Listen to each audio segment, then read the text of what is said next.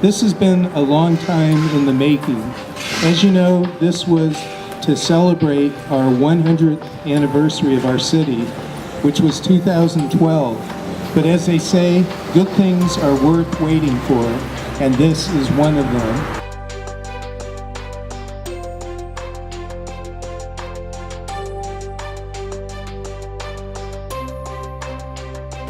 Looking into the history of this place, it all started with the water.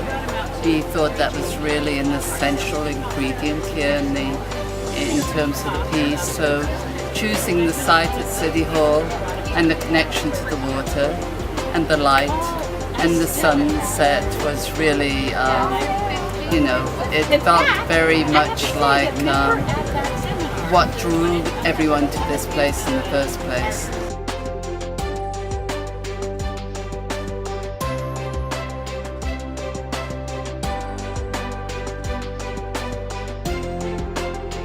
Recently, we had the Urban Land Institute to advise us on the development of our downtown and the future of our downtown.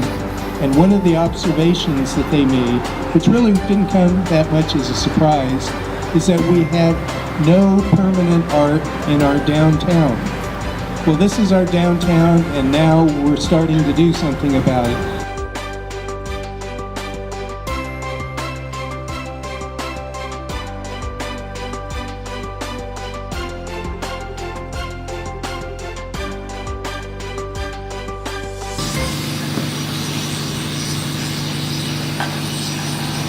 And the physical situation that 14th Street actually dead ends, and so that you can place something ahead of it and look right down into the ocean, was also influential because it's a very dramatic site.